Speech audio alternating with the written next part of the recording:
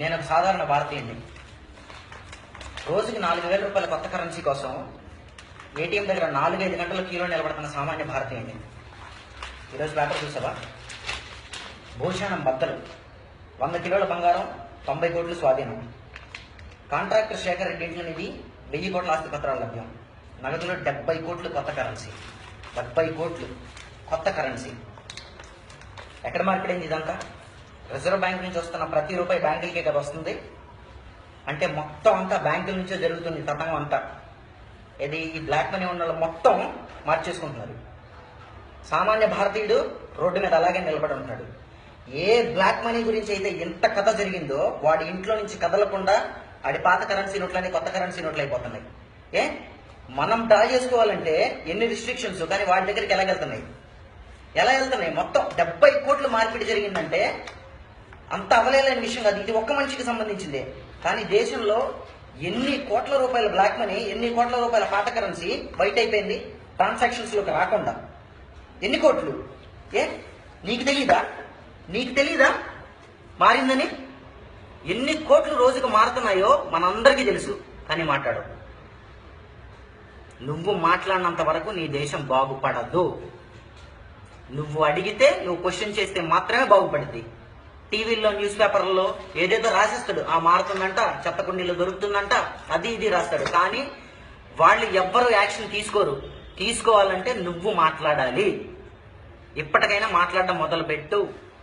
ఇవాళ నేను government demand చేస్తున్నా, రిజర్వ్ బ్యాంక్ నుంచి కొత్తగా రిలీజ్ అయిన కొత్త కరెన్సీ ప్రతి ఒక్క దానికి మీ దగ్గర లెక్క ఉందా?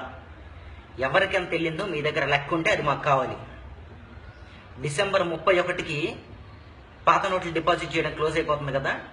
జనవరి 5వ తారీఖు మాకు లెక్క కావాలి. మీరు రిలీజ్ చేసిన కరెన్సీ మొత్తం లెక్కలోనే ఉందా?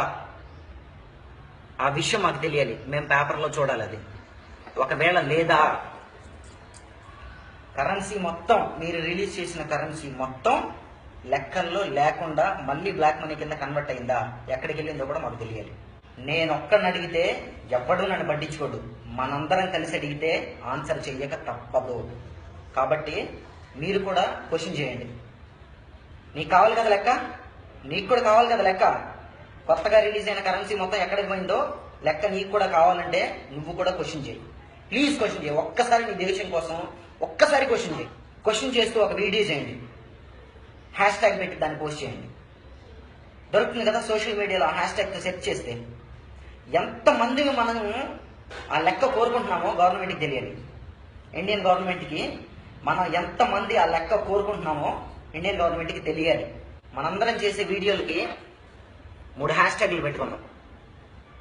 1 #1 catch the fox, #2 clean the country, #3 I demand a report. Please మీ దేశం కోసం ఒక్కసారి క్వశ్చన్ చేసి వీడియో పోస్ట్ చేయండి. చేతిలో ఫోన్ ఉంటుంది కదా, చిన్న వీడియో, ఒక్కసారి ప్లీజ్ క్లీన్ ద కంట్రీ. రోజు పేపర్లో న్యూస్ చూసి పక్కన పడేసినట్టు, ఫేస్బుక్లో వచ్చే వీడియోలు చూసి పక్కన పడేసినట్టు కాకుండా ప్లీజ్ ఒక్కసారి రెస్పాండ్ కండి. మన దేశాన్ని మనం బాగు చేసుకోవచ్చు.